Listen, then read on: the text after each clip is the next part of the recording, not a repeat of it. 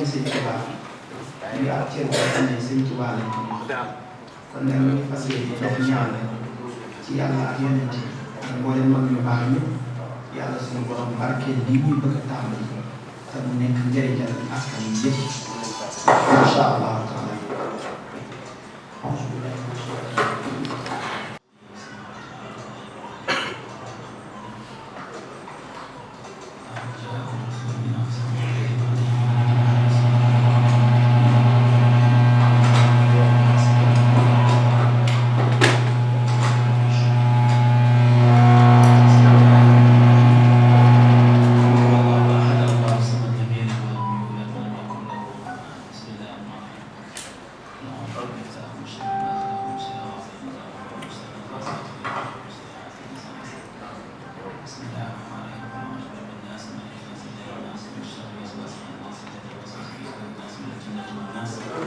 اللهم صل وسلم وبارك على سيدنا ومولانا محمد الفاتح لما أغلق والخاتم لما سبق وناصر الحق بالحق والهادي إلى صراطك المستقيم صلى الله تعالى عليه وعلى آله وأصحابه حق قدره ومقداره العظيم سبحان ربك رب العزة عما يصفون وسلام على المرسلين والحمد لله رب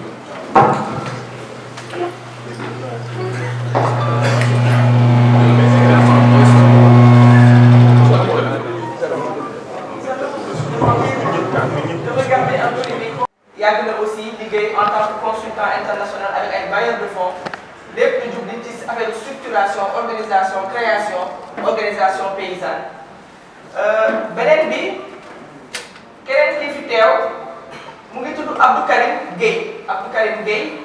di directeur national ONG américaine bi ñuy wax Heifer International.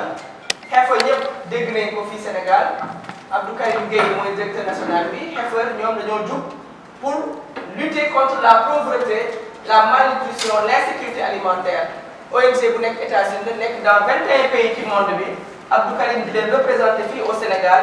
def aussi ay jaloore ci affaire développement élevage dont yi yëpp ngeen di dégg ñu ko doon def à travers des réseaux des associations. Heifer moo ko njëkk a commencé en Afrique di jël ay ginaar di jël ay béy di jël ay xar di ko maye à des familles yoo xam ne ñoo pauvre ay néew doole lañ pour ñu dugg ci affaire entrepreneuriat ci affaire élevage. Liggéey boobu vraiment am réussite de telle sorte que sommet de journée de l'élevage ils ont eu un trophée excusez-moi. kenn ki fi teew di Moustapha Diaw ci wetu Abdou Karim Gueye. Moustapha Diaw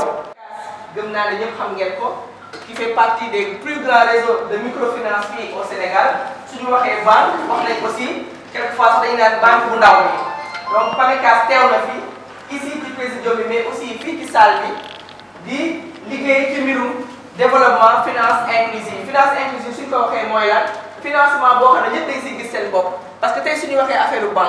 banque soo amul garantie soo amul kër bu rafet soo amul këyit bi leer doo fa am prêt waaye réseau microfinance yi li ñuy wax finance inclusive ñoom dañuy jug pour dimbali di financer néew doole yi nga xam seen garantie dëgërul mais seen projet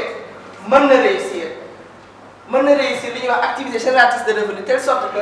loolu noonu ñuy liggéey mu jël leen comme ak ay rentabilité mën na tax ñu fay bor bi pour améliorer le niveau de vie des ménages. Moustapha Diaw mooy président caisse régionale de Touba bi couvrir Thiès Touba Daara ba Louga. kenn ki fi teew di Mor Fall. Mor Fall un éminent économiste doublé d'un financier bi nga xam ni bailleurs de fonds yëpp ci monde bi xam nañ ko. Mor Fall accompagné de beaucoup de SFD. Mor Fall day accompagner sax ay sociétés coopératives au Canada et au Mali et dans d'autres pays de l'Asie du Sud-Est. Mor Fall tey teew na fi pour waxtaan ak ñun partager expérience am ak ñeneen ñi ci affaire coopérative nu muy demee. ñuy aussi dalal koo xam ne soxlawul ñu koy présenté moo tax defuma sax sa laay ndax ñaar jàll ko ku wax ñaar jàll soxlawul may présenté donc ñaar jàll ngi soxlawul ma koy présenté ministère de l'élevage nekkoon il a été inspecteur régional jaar na ay échelons yu bari ñëpp fii nii fii teew xam nañ kuy ñaar jàll peut-être experts yi ñu présenté rek ñaar jàll ou je lui laisse le micro pour se présenter ñaar jàll le micro pour nous présenter 2 minutes voilà.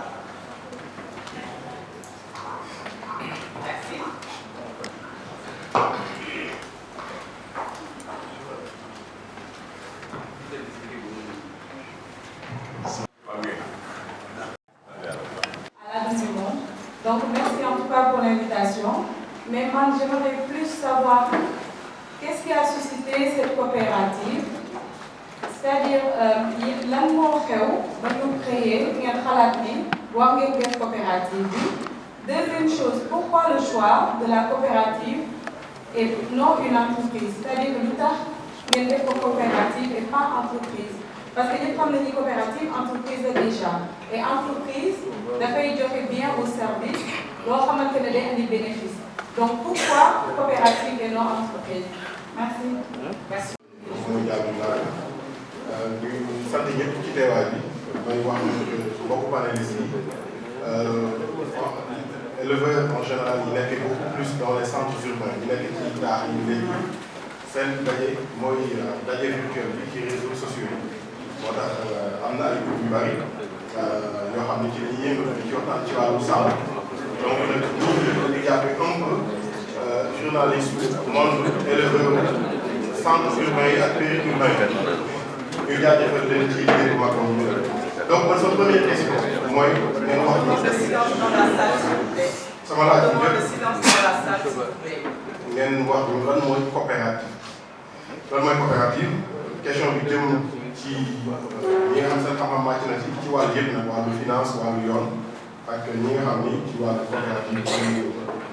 jëmale seen xam-xam est-ce que ci àdduna bi itam am na ay kuréel yu lëkkale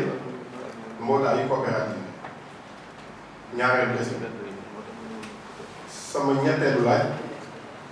mooy lan mooy principe yi nga xam ni moom la ñuy tëggee coopérative. Merci beaucoup. jërëjëf. ñetti question avec Seydou réseau. Pourquoi tu choisis le modèle coopératif et pourquoi? Quelle est la différence? Pourquoi ne pas choisir la forme entreprise? Je pense qu'il y a une on n'a pas choisi forcément la coopérative. Voilà. On est en train de chercher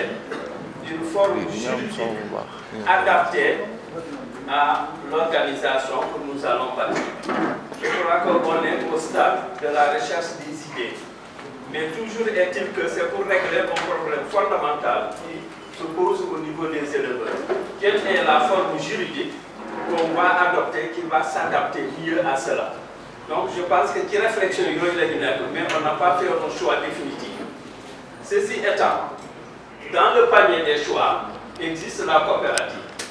Bon, alors on va chercher à justifier pourquoi la coopérative. Une fois qu'on choisit la forme coopérative, on verra quels sont les avantages qui sont liés à cette forme d'organisation juridique. monsieur Badji ñu ngi kontaan ci kàddu yi nga xam ne yaa ngi koy waxal waaye salle bi bu ñu sañoon nga gën koo faram-fàccee rek ci wolof su ko defee ñu wéyal waxtaan. D'accord, sant bi rek wane na leen quelque part maîtriser wu ko mais dinaa jéem. Voilà soxna si dafa ma laaj benn question ne lu tax ñu tànn coopérative comme mbootaay parce que defe naa ne ci mbootaay lañ bëgg a jëm. mooy mbootaay benn bu ci ne dafa am mbubboo am na grand mbubb am na ndoket am na leneen benn bu ci nekk booy sol fi ngay jëm ngay sol li nga xam ne moom nga fay yóbbu ñun sénégalais en général yére dañ koy sol suivant les circonstances booy dem dëkk c'est rare que nga sol cravate di fay dem donc ndoket bu ñuy war affaire mbubb bu ñu war a solal suñu mbootaay ci jëmukaay ba lañ koy nattee waaw fan lañ jëm bu boobaa ñu jéem a seet ban forme juridique ban mbubb la ñoo sol pour jëm foofee ci loolu lañ toll mais tànnaguñu suñu yére bi ñuy dem ca xaw ba mais dinañ xalaat ban yére moo ci adapté wu. je pense que ci loolu la ñu nekk ñaareel bi dafa poser une sous-question ne pourquoi quelle est la différence entre une entreprise pourquoi ne pas choisir une entreprise et pourquoi ne pas choisir une coopérative? Bon, je pense que déjà, dinañ dugg ci la deuxième question. Quelle est la définition d'une coopérative? Voilà. Bu ñu ko tànnee dinañ xam ne ndax différencier na avec une entreprise wala amul différence ak entreprise. Donc gis ngeen ne ci réflexion forme juridique ca la ñu nekk dinañ jéem a seet ban forme juridique moo gën ci ñun. Bon, une coopérative c'est quoi? Bon, il y a une définition internationale. Donc, dafa am un avantage bu coopérative bi am. Moi, c'est une forme d'organisation qui est mondialement connue. Foo dem ci Afrique dañ fa dégg coopérative, foo dem ci Europe dañ fa fekk coopérative, foo dem ci Amérique dañ fa fekk coopérative. Mor Fall tase nañ ba plusieurs fois au Canada. Ñoom ils sont très développés dans le mouvement coopératif. Donc, c'est une forme d'organisation internationale par rapport au GIE. Je suis ministère de l'Agriculture, nekkoon direction des coopératives dans la communauté. dañu suñu ay mbokk moodu yoo xam ne ay tubaab dañu leen bëgg a dimbale en Europe ñu ne leen dañoo dem créer GIE au Sénégal gars yi ne leen déedéet ñun xamuñu lan mooy GIE. Voilà dem leen ngeen dem créer coopérative bu boobaa dinañ leen dimbale. Donc, déjà la forme GIE est limitée sur le plan international. Damay fa ay Modou yu bari dañ fi ñëw ne moom Moussa Badji ñu ko dañ bëggoon a créer ay GIE mais en Italie gars yi nee nañ ma bu ñu aidé ñoom il faut que ñu créer coopérative parce que moom lañ xam. Man leen effectivement c'est la forme d'organisation la plus reconnue dans le monde. Alors donc moo tax mu am j'anticipe sur benn question. Est-ce qu'il y a une organisation internationale qui chapeaute les coopératives? Effectivement, am mot définir ça d'ailleurs la définition de la coopérative que c'est une organisation donc qui pour disons atteindre un but se regroupe en mettant en commun leurs moyens financiers matériels et dont le pouvoir est démocratiquement exercé par les membres. Grosso modo, lii mooy la définition. Donc gis ngeen ne am na tuuti avantage parce que am na fa démocratie. Waaw. Le pouvoir est exercé par les membres, par tous les membres. Alors que bu ñu jëlee beneen forme d'organisation, je prends une entreprise, un SCA, une société anonyme, le pouvoir n'est pas démocratique. Ki gën a indi xaalis mooy dogal. Donc est-ce que mbootaay bi SCA une entreprise SA est-ce que jaadu na wala jaaduwul koo xam ne ki gën a indi xaalis mooy dogal. Donc gis ngeen ne xëy na bu boobaa bu ñuy tànn mbubu pour suñu mbootaay bi defe naa ne une entreprise SA mooy société anonyme baaxul ci trop parce que kenn ku ci ne du ci gis boppam fu mu ne nii bu ñu nekkoon fukk yow nga indi 50 000 man ma indi 1 million si la part sociale est de 50 000 bu boobaa man j'aurai 20 fois de voix donc man may décider ngeen d'accord wala bañ a d'accord may décider parce que maa gën a indi xaalis donc gis ngeen ne tànn pour suñu mbootaay bi nii tànn une entreprise dina xaw a sooxe tuuti parce que kii indi xaalis mooy wax dëgg. Merci beaucoup monsieur Badji. Ok, merci madame Coulibaly ñu ngi lay féliciter sa innovation bi nga def ci maanaam formule méthodologie bi nga appliqué pour taxawal panel bi xëy na nag innovation moom toujours pour compréhension bi day xaw a du ñu am la même compréhension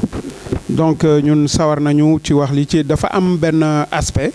boo xam ni coopérative bi ñun lu tax ñu bëgg dinaa ci dellu si ñaari kii la mooy ci stade préfondation balaa coopérative bi di taxaw dañu am yaakaar ñun au niveau de AIFER que activité de préfondation yi développement du capital social daf ci bokk maanaam fexe ba nga xam ni nit ñi dinañu construire dinañu tabax seen ngëm-ngëm ak solidarité bi ci war pour mun a dem loolu moo tax ñun dañuy def lu ñuy wax le développement communautaire basé sur les valeurs am na ay valeurs yoo xam ni moom la ñuy njëkk a liggéey mais am na tamit ci beneen fànn boo xam ni coopérative yi ñu bëgg a taxawal dinaa ci ñëw parce que ñun ñu ngi ci yoon bi li gën a tax suñu jubluwaay ni ko monsieur Sané doon waxee fan la ñu bëgg a jëm ñun dañu bëgg a fexe ba créer richesse dans les milieux pauvres te kooku il faut que les aspects liés à la commercialisation maanaam fexe ba nu ñuy agréger production yi ba mun a jaay fexe ba gars yi li ñuy liggéey ñu mun ko jaay loolu moo ñu gën a tax a jóg mais defar ay xar ak ay nu mu tuddati ay ginaar ak ay béy ak yooyu ba pare njaay mi du demee noonu loolu moo tax ñu yaakaar ne coopérative avec le système de coopération dinañ mun a fexe ba nga xam ne ñuy produire dinañ mun a njaay moo xam ne bii dinañ ci mun a génn quoi. ñun suñu cœur de métier mooy yar ay xar ñu ne ci àdduna bi ak fii ci Sénégal am na ay organisation yoo xam ni seen xam-xam màcc na ci coopérative ñii ci wàllu finance ñii ci wàllu yoon ñii ci wàllu organisation ñu ne nañ leen invité ñu def ak ñoom émission waxtaan laaj leen lan mooy coopérative naka lañ koy sose ak ñun ban njariñ lañ mën a amal suñ ci gisul suñu bopp fala budda éleveurs yi duñu ci dem suñ ci gisee seen bopp ña cay d'accord certainement ñu dem ci principe boobu nag moo taxoon benn groupe moo nawoon def émission bi dañoo demoon ci base boobu benn groupe def émission bi ak ñeenti nit mu jeex waaye ñu ni déedéet groupe yëpp mën nañoo ñëw après ñu ni déedéet comme que Thiès la ñu aye na waa mbooloo bi yëpp ñëw ku ci nekk am nga possibilité sax laajte li leerul sa bopp ñu leeral la waaye nekk gu ñu soso gu ñu dara dañu nekk ci yoonu xam li ñu bëgg fan la ñuy jaar parce que soo bëggee dem Kolda te xamoo yoon wa mën ngaa réer ci yoon waaye ñii nag du ñu ay éleveur dañoo neutre ci milieu bi comprendre nañ bu baax wër nañ ci àdduna bi am nañ xam-xam bi ñu waxtaan ak ñoom ñu laaj leen lii lënt suñu bopp ñu leeral ko loolu rek la mais nga jégal ñu itam ci.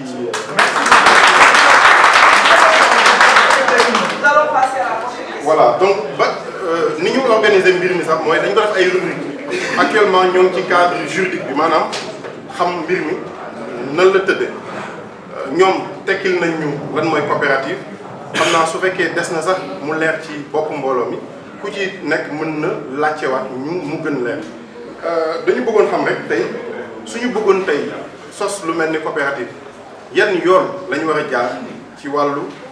législation bi am ci biir réew parce que Sénégal rek am na ay këyit am na ay yoon am na en tout cas législation business wala loo fi mën a tënk am na yoon boo ko war a jaar fii ci Sénégal ku fi bëggoon tey sanc coopérative nan nga ko mën a jaaree beneen bi mooy ci wàllu toujours yoon tamit lan mooy risque juridique yi maanaam rëq yi nga mën a am ci wàllu yoon pour sanc coopérative ak pour doxal itam coopérative ñoo ngi jégaluwaat ci kàddu yi wàllu Seynou teewal fii waa Kolda ak Ziguinchor ak Forum mondial du laadum. Créer coopérative ministère de l'agriculture le ministère en charge de l'agriculture moo ëmb bépp coopérative muy coopérative éleveur muy coopérative d'habitat muy coopérative agricole donc seen direction régionale bi nekk fii au niveau de Thiès ñoom ñooy def këyit yi nga xam ne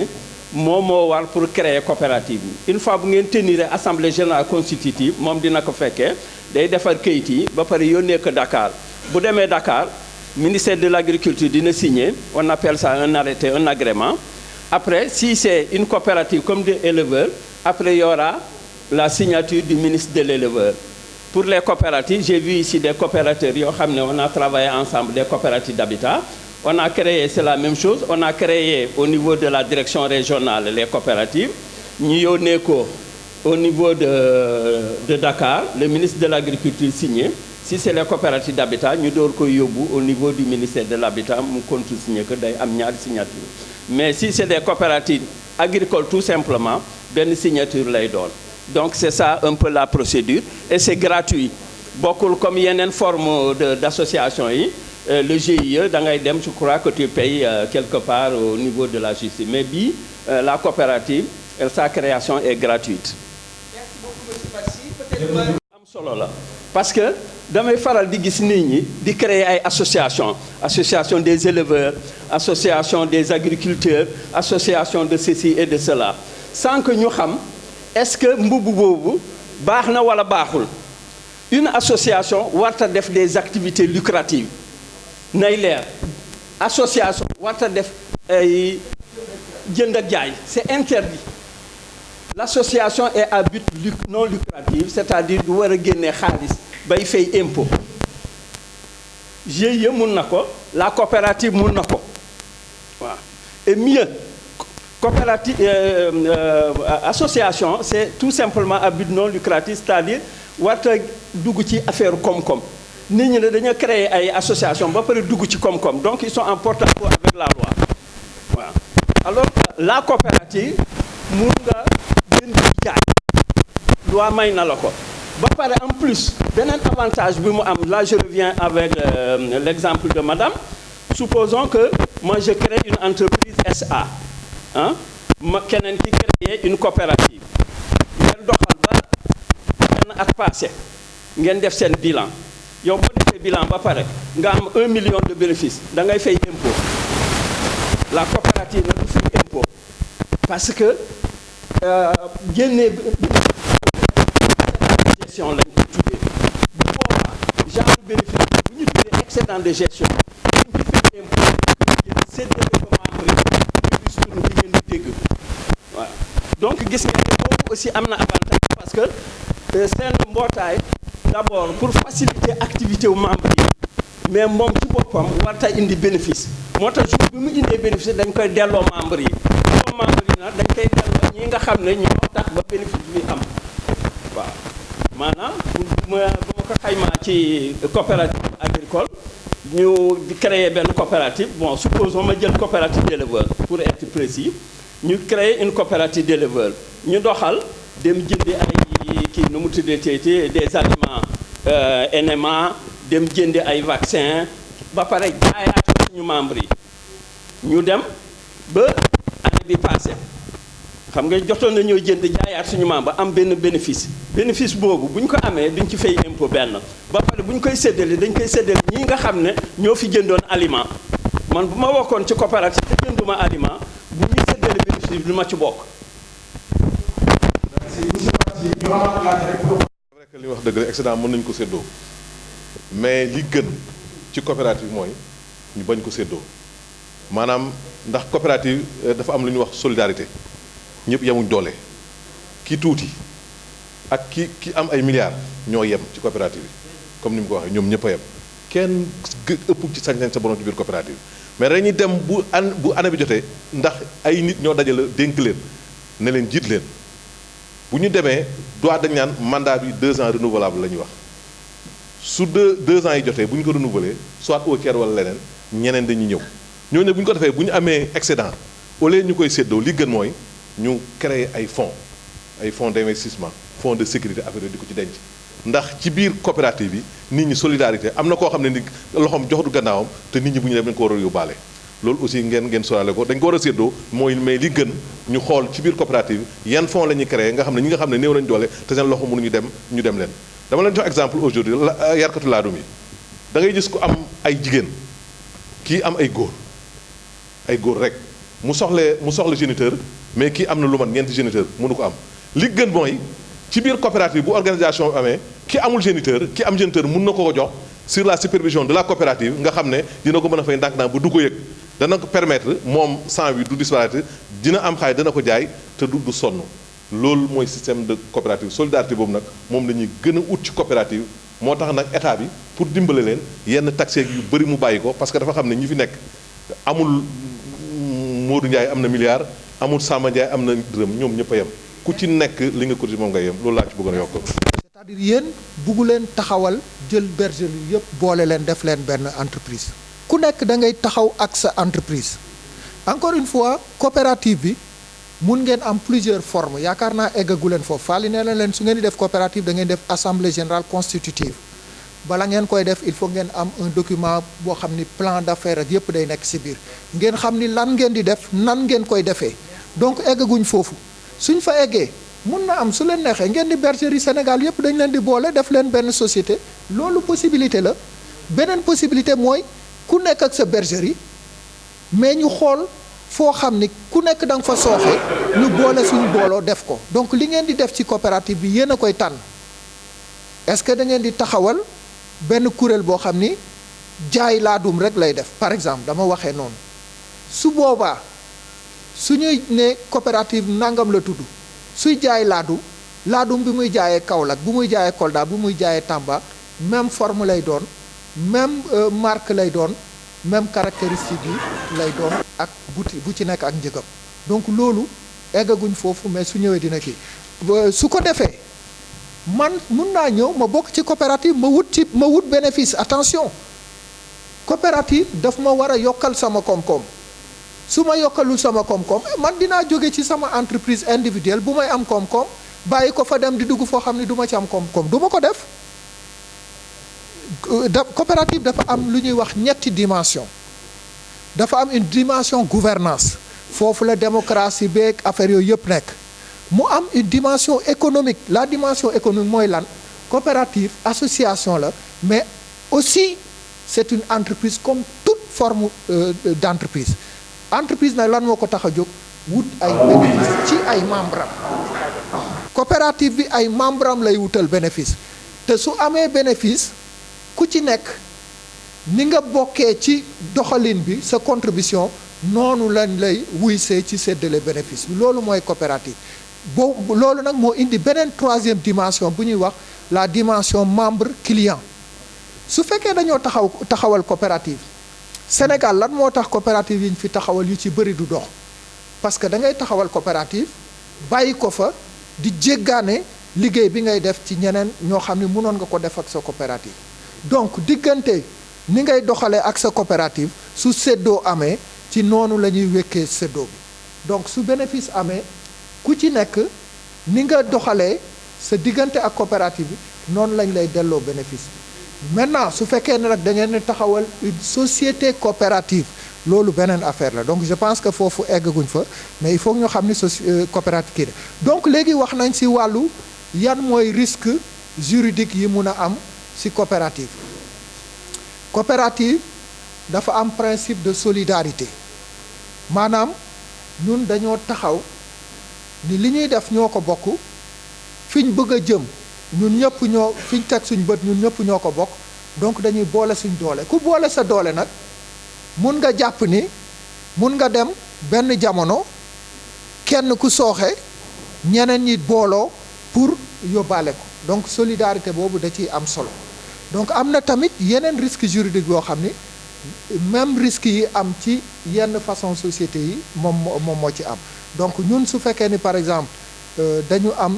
société coopérative avantage yi Fally wax na ko avantage yoo xam ni yu am solo la Diaw aussi wax na avantage ci wàllu financement bi mais il faut ngeen xam aussi su fekkee dañoo jël financement suñ ko remboursé wul liy dal ki jël financement nekk ci beneen forme société moom moo ñuy dal donc il faut que loolu aussi am na mais coopérative moom li mu am ay ngëneel ci ñoo xam ni dañoo bëgg a boole seen bopp boole seen doole yokk li nga xam ne mooy liggéey bi ñuy def parce que tey jii suñ xoolee par exemple ni tabaski di dox éleveur Sénégal booloo nañ ni ñu waroon booloo kon xar du jógee Mali wala ay Mauritanie wala feneen di fi ñëw di dugg ci Sénégal parce que ni élevage doxee actuellement ci Sénégal te ba noppi aussi man pour man éleveurs yi joxuñ leen seen gëdd dëgg-dëgg parce que man damay gis ni élevage bi di doxee léegi façon xar bu nekk di nga ko gis te suñ seetee aussi njëgu xar yi nga xam ne destiné à la consommation wàññeeku na bu baax a baax te loolu nag il faut que ngeen su ngeen taxawaloon seen coopérative dina leen mun a may ngeen def lobbying def promotion positionné wu ba nga xam ne lu bëri dina mun a nekk ci wàllu coopérative donc je pense que loolu entreprise la su jëlee ay nit ñu fay liggéey da leen di fay waaye ñi nga xam ne ñoom ñoo fay jiitu loi bi sax dafa interdire ñu leen di fay c'est des ci coopérative ci association bi li nga mun nañ la rembourser sa transport nga ñëw réunion ñu jox la kii loolu yéen a koy tëral définir ko mais mun nañ jàpp ni personnel ku ko recruter di nga ko fay comme personnel u Sonatel ak Senelec lay doon mais les élus ñi nga xam ne ñoom ñoo bokk ñoom lañ tànn ci assemblée générale bi ni leen yéen a ñuy teewal kenn du leen fay waaye dépense yi ñuy def pour doxalin kii bi yooyu dañ leen koy rembourser naka lañ koy rembourser yéen a koy déterminer donc loolu lu am solo la alors ku nekk dunia wax na tamit ay Excaf pardon am na ay laaj yu am solo yu mu wax mais laaj yi yëpp soo ko tëralee c'est-à-dire nañ bañ a tomber nañ bañ a daanu ci li daaneel coopérative yi fi nekkoon coopérative bi mooy kan su ngeen di taxawal coopérative mooy kan mais coopérative mooy ñun bu kenn waxati lan la coopérative bi ñun kañ lan lañ war a wax parce que coopérative bi ñun la su ñu taxawalee coopérative su ñu buggee mu am ndam dina am ndam suñ bugg tiim nag da nga laaj ay question yoo xam ne yu am solo la soxna si léegi waxoon laajoon na ko si kii bi coopérative lan moo koy tax a jóg pour saafara ay problème yoo xam ni nit cundum mënu ko saafara wax nga problème mu approvisionnement wax naa leen ni leen approvisionnement su fekkee ni man dama dem ci fi ñuy jaay aliment doole bi ma mënoon a am ak suñ dajale ñun ñëpp suñ soxla ci approvisionnement mun na am dajale bi mooy ëpp kii donc ñu boole suñu ay commande mun na nekk loo xam ni coopérative bi mun na ci liggéey problème commercialisation bi nga wax commercialisation dafa am plusieurs aspects dafa am organisation boo xam ni suñ ko tegee ba nga xam ni képp koo xam ni da ngay jaay xar coopérative bi am na benn doole coopérative moom mooy imposer ci marché bi nan la commercialisation di doxee et puis commercialisation aussi suñu xoolee ñu analyser bu baax tabaski yi nga xam ni moom moo fi am yaakaaruma ni tabaski yu mujj yi xar mu lamb am na fi ci sama xalaat waaye aussi il faut ñu jàpp ni sénégalais bi dafa am loo xam ni foofu la dooleem yem il faut que ñu xool ñun coopérative bi nan la ñuy positionné wu pour xam ñun suñu amee ay xar ñan lañ koy jaay de sorte que dinañ am information bi dinañ am organisation bi pour que képp bépp membre boo xam ni da nga nekk membre coopérative bi sa commercialisation du jafe donc taxawaayu coopérative bi défi yi nga xam ni coopérative war na ko lever bokk na ci aussi défi commercialisation de telle sorte que membre bi bokk ci ci kii bi ci coopérative bi na gën demin ki nga xam ni bokkul ci coopérative bi ci wàllu commercialisation donc loolu su amul rek coopérative pour mu jëm kanam dina xaw a jafe donc loolu aussi lu am solo la bon noonu yeneen question yi yaakaar naa damay bàyyi bañ dugg ci wàllu financement bi mais am na tamit beneen question boo xam ni sëñ Mbacke wax na ko sëñ bi su fekkee ni man coopérative bi dafa def bénéfice su coopérative dafa am ñaari pàcc séddoo ñun mun nañ wax ni ci bénéfice bi dina am pàcc boo xam ni maanaam dañ koy jox ñi nga xam ni ñoom ñoo am seen part sociale donte su voté jotee ku nekk benn baat rek nga am man su fekkee ni dama am part sociale yoo xam ni capital dañ ko dugal mu liggéey am na ci lenn loo xam ni ñi ngi koy joxe ci ku nekk li nga natt waaye li ci gën a am solo ci séddoo bénéfice ci coopérative mooy ni nga jëflanteeg coopérative bi séddoo bi li ci gën a am solo ñi ngi koy wekk ci kii jëflanteeg coopérative parce que man su fekkee ni man dama nekk éleveur coopérative bi di jëndi ay aliment di ko jaay man ma ëpp ci li ma jënd aliment su bénéfice amee man maay ëpp ci séddoo bi su fekkee dañuy commercialiser man ma bokk ñu indi samay sujet ñu jaarale ko ci coopérative bi jaay ko su bénéfice amee man dinaa bokk ci ñi nga xam ne ñoom ñoo ëppale donc ñaari façon yooyu moom moo am ci coopérative te nag coopérative encore une fois man rek su fekkee li may def moo ëpp njëriñ ma bokk ci coopérative du ma ci bokk dama cee bokk ndax li ma néewle coopérative bi dina ma ko mottali donc voilà. mais ci njëlbéen dafa mel ne précision boo xam ne bu am solo la parce que dañ fi daje waxtaan ci coopérative wu éleveur wu xar bon filière ovine c'est-à-dire que il faut que wax di centré wu ci objectif boobu bon man ma dégg ci wax ji ñaar mooy coopérative mooy lan question boobu la ñu doon tontu boobu léegi la mooy coopérative mais il faut ñu xam tamit coopérative pour lan mooy lan mais pour lan boobu day fekk ñu mën a évoquer ñun ci li nga xam ne mën nañu bëgg a def taxawaay pour teg benn kuréel léegi kuréel boobu lan la jublu lañ bëgg a saafara parce que gis nañ ne Sénégal bon ñu ngi koy évoqué ñu ngi koy laal toujours dañ koy jox rek parce que dañ fi daje pour waxtaan pour def naa saafara ay jàngoro yoo xam ne mi ngi ci biir xar yoru xar gis nañ ne yàpp manqué na booy xool consommation viande Sénégal fii bu ñu dajalee yàpp yëpp 15 kilos la per capita 15 kilos viande par at par personne alors que norme bi ñu ngi ko fixé 42 kilos comme 45 donc écart bi bari na trop wax nañu fi affaire u tabaski Sénégal ak ni mu mel 95% de musulmans est-ce que jaadu na ñi jéggaani ay xar Mauritanie ak Mali ak risques yi ci nekk yëpp bés bu Mali téyee loxoom wala Mauritanie mais Sénégal at boobu pour tabaski nan lay def donc xalaat day dem ci ñun nan la ñuy war a xalaatee déjà pour jël ay matuwaay pour loolu ba ñu dal muy ñaari kii mais loolu bu ñu ko bëggee def am na yoon bu ñu war a jaar c'est-à-dire mooy saafara yi xam nañ ne problème mu wér-gu-yaram dafa posé wu ci affaire jur gi cof nañ ko fi wax nañ xam nañ ne problème mu alimentation dafa posé wu parce que sëñ bi wax na ne est-ce que coopérative na mën a bay mais su boobaa bu fekkee ne dañ tëral kuréel dañu manqué ci ne kuréel bi ñuy tëral coopérative moo ci gën a kii baax mais su boobaa ci biir la ñuy waxtaane matuwaay yi jël ci wàllu alimentation parce que alimentation problème la wér-gu-yaramu jur gi problème la léegi financement dañ koy wax nii di ko kii mais problème la aussi parce que dafay bañ ñu seppi rek question financement wax ko alors que jumtukaay bi ñu war a teg muy coopérative dafa war a ñëw pour saafara un ensemble de problèmes war ñu occulter benn te fi ñu jëm nii on va parler d'une question très importante muy financement man defe naa ne suñ ko defee dina am xëy na lu ñu bàyyi mais nañ jàpp ne fii dañoo toog pour waxtaan ci nu ñuy saafara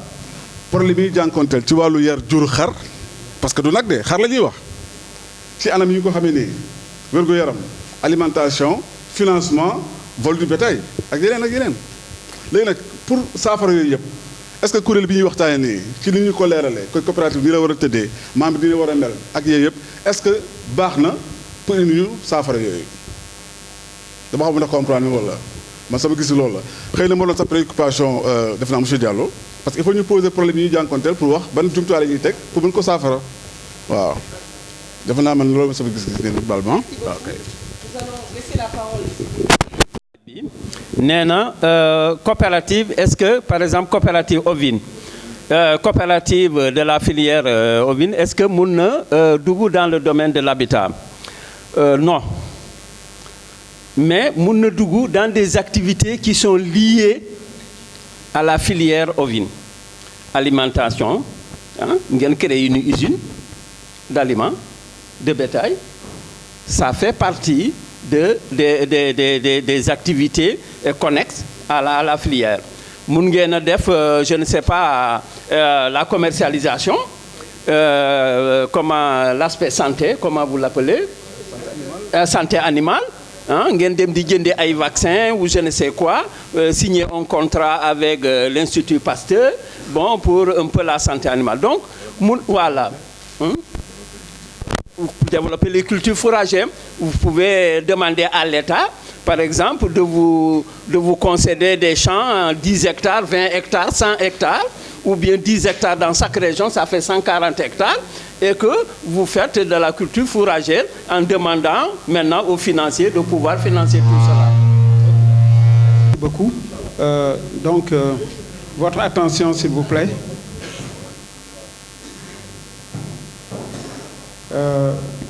Oui discussion yu am solo la ñu def fii dama bëggoon indi benn leeral rek ci question autosuffisance en mouton ndax dañ ci liggéey ak le gouvernement du Sénégal ñun AIFER les maires du Sénégal xam nga dañu nekkoon ci benn projet bu ñu doon wax projet USAID yaa jëndee boo xam ni dañ fa wone ñun suñu liggéey lan la sur le passage du don maanaam bu ñu la joxee ay femelles jox la lu mat ñeent femelles ñu dugal ci ay géniteurs yoo xam ni de race ladoum ci village bi teg benn organisation boo xam ni dafay wone une approche chaîne de valeur parce que li ngeen jot a wax fii mënuñu développer les filières ici sans une approche chaîne de valeur. Je vais m'expliquer ndax dañu soxla wax nañ ko fii d'abord am na ay jumtuwaay ay intrants yu ñuy soxla bu fekkee ne dañu bëgg a yar xar mi il faut que mu am lu mu lekk il faut que bu ñu am lu ñu koy faje et il faut que aussi ñu mun ko transporter te il faut que ñu mun ko jaay parce que loolu mooy indi nag léegi le problème mooy nit ñi dañuy yar xar te ñun xamuñu ban type de produit la ñu war a def seen coopérative bi ban produit la war a teg sur le marché quelle est la demande du marché ñun sénégalais yi xam nañ ñu ci ëpp ay yarum xar la ñu bëgg nañu xar bu duuf et cetera ak yooyu mais pour que ñu régler la question de l'autosuffisance ban produit la à moindre coût boo xam ne sénégalais yi mun nañ ko jote te ba pare méngoo na ak seen goût parce que sénégalais dafa am nu ñu bëggee yàpp bi nu mu war a mel naka la ñu mun a produire loolu ba pare producteurs yi mun ci génn donc ñun li ñuy organiser pour aller vers les hubs sur les petits ruminants ak la volaille bu ñu jëlee la filière ovine par exemple c'est dafa am on commence au niveau des familles des producteurs jóge fa dem vers les coopératives jóge fa war a dem vers les hubs hub bi nag moom moo leen di mën a permettre ñu mën a am accès aux finances am accès à la santé am yenn kii yooyu yëpp ñi war a soxla pour le produit ba pare aussi hub bi moo leen di mën a permettre union des coopératives yooyu ñu mën a jaay parce que producteur bi bu ñëwee bu produire ba pare il faut pour mu bañ a lamb ci loxoom il faut mu am ku ko jënd déjà ku ko garantir ne yow boo produire man naa ko jënd bu ma ñoom nag léegi beneen question la ñuy régler ñoom ñooy jaay donc il faut ñu régler encore une fois la question du produit donc culture fourragère mënuñu développer la filière ovine en tout cas l'élevage au Sénégal te defuñu culture fourragère te defuñu aussi une restauration des sols et des pâturages dafa am ay défis yoo xam ni moo fi nekk yoo xam ni mënaguñu pour le moment bon léegi yéen au niveau urbain peut-être yéen a ngi def la stabulation pure et dure quoi mais ñi nga xam ni ñoo nekk ci kii seen loxo jotul seen ginnaaw mënuñu téye benn xar wala benn béy yeew ko benn place rek di ko jox lekk tout le temps il faut que ñu génne ko waaw même bu fekkee ne semi grazing lay nekk maanaam day du fa nekk tout le temps quoi en semi extensif donc loolu am solo la pour que suñu ñun nag lu ñu jël dans le Kolda parce que yaa ngi doon wax Kolda on est présent là-bas ak ñu ngi discuter pour teg benn provenderie foofu quoi maanaam la question de l'alimentation il faut ñu régler ko te kooku il faut ñu liggéey avec le secteur privé et que les privés locaux ñu impliquer leen c'est-à-dire que partenariat bi ngeen boo leen bëggee liggéey il faut ngeen construire ay partenariat yoo xam ni avec le secteur privé yu leen di mën a xaw ma fan ngeen nekk mais est-ce que ci étendue pays bi yëpp ngeen nekk ak yooyu mais il faut que ñu xam le disponible spécialistes yi ñu ngi fii le disponible en fourrage ak ñu mun a am ay objectifs yu leer ñun ñaata produit la ñu bugg a def par an xam nañ ne Sénégal mi ngi soxla 750 000 têtes par an pour la tabaski période de pic ah mais tamit le mouton c'est dafa am benn valeur sociale culturelle et cetera dañuy tudd di kii dañuy teral suñu gan yi ak xar et cetera donc la demande bu ñu ko xamee ba xam ñun yéen fi ngeen di kii ñaata ban gap ngeen war a combler dafa am un certain nombre de questions yoo xam ni il faut ñu soulever leen en tout cas te li may wax nii li ngeen def nii dafa pertinent parce que man maa ngi koy boole ci lu ñuy wax activité de préfondation parce que balaa ngay sos dara il faut nga am ay jéego il faut nga am benn feuille de route bu lay yóbbu ci loolu ngay sos doo tëb rek ne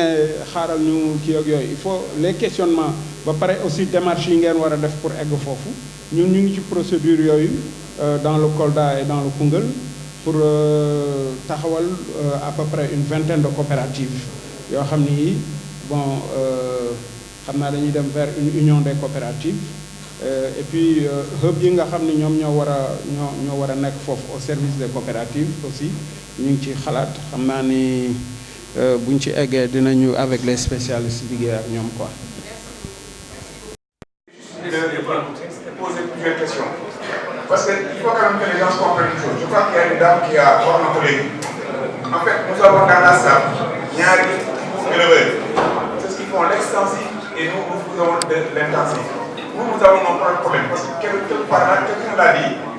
bu ñuy wax coopérative parce que nous avons nos problèmes mais ñun suñu problème bi gën a grave le vol de bétail parce que il faut qu'on nous dise schéma bi nga xam ne bu ñu ko taxawalee coopérative nan la ñuy régler problème boobu. On a envie de sortir des maisons. Nous avons des projets. Liggéey nañ ci ay at yu bari même histoire de comment dire coopérative et tout ça. pour l'alimentation, pour énormément de choses, parce que nous existons depuis 2003. Donc nous sommes des acteurs. Beaucoup de nos gars ont été victimes de vol de bétail. Man j'ai une ferme. Donc coopérative, là on a parce que là on a régler l'ordre. Parce qu'on a beau dire, les plus de monde que vol de bétail règle ça ne servira à rien. En tout cas, et je ne suis pas le seul. Donc il faut nous régler l'ordre pareil. Nous devons continuer. Donc il faut nous xam l'ordre. Mais on a envie de sortir parce que les 370 000 moutons, Gabon, annuellement, mais on a envie de continuer pour nous changer. Mais il faut nous dire une grille. Ni koy gérer ci wàllu yoon lan moo xew feneen ci àdduna bi ci wàllu pratique de management ci coopérative yi rëq-rëq yi ci mën a am difficulté yi mën a am te méngoo ak yoon. Donc boobu mooy terminer nag rubrique bi suñu paree jublu ci financement suñu defee nag financement ba pare réseaux sociaux yi suñu ci posé question pare mbooloo bi am na possibilité ñëwaat ci question yi nga xam ni xëy na ñëwuñu ci bu baax wala comprendre ñu jégal ñu rek ci noonu ñu doxalee ndax dafa am question temps bu ñu doon gérer te il faut que heure boobu ñu respecté ko. mais les populations dañu cotiser tabax ay prisons. Ils ont créé des prisons, ils se sont cotisés. Donc nous devons taxaw légui face état bi lu mu mun moy defar na ben loi criminaliser na affaire bi mais ñun ñi impliqués dans le secteur de l'élevage dañu wara xalat ci ay solutions yo xamni ce sont nos solutions propres yo xamni mom nañu indi par exemple je sais pas am un système de sécurité yo xamni war nañ ci xalat à mon avis hein. Parce que bu nekkee ne état bi rek kon buñ ci génn. dama bëggoon wax ni am na ay questions yoo xam ne pour man dafa xaw a teel parce que coopérative bi su taxawee dafay def lu ñuy wax cartographie des risques insécurité si risques yi la bokk maintenant nan la ñuy def pour solutionner ko n'importe loo mun a taxawal fii nii am na ay risques insécurité risque la mévente risque la. Problème de santé risque la léegi coopérative bi su fekkee dafa taxaw te agirul ci risque yooyu ça veut dire que njëriñam du am solo donc coopérative bi dina def cartographie des risques comme ni ko yëpp société yi def léegi ci risque bu nekk nag mu jéem a xool nan lay def ba mu minimiser donc yaakaar naa loolu c'est des questions yoo xam ne après dinañ ko taxawal maintenant am na loo xam ni coopérative mun na ko gën problème insécurité ku wax ni mun nga ko xeex yow rek da ngay wax lu la neex mais su fekkoon ni par damay jox benn exemple am na benn idée bu fi génn su ngeen taxawoon par exemple au lieu ku nekk am ferme ngeen dem état jox leen benn espace mu nekk 20 hectares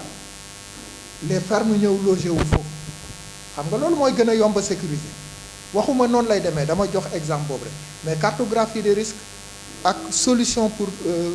combattre les risques loolu coopérative bi obligatoirement dina ko def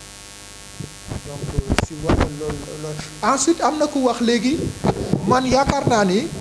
suñuy joxe exemple coopérative te waxuñu fan la coopérative réussir man waxuma sax pays développé yi comme ay Canada ak yooyu mais Rwanda suñ koy wax tey lan moo tax mu développé agriculture am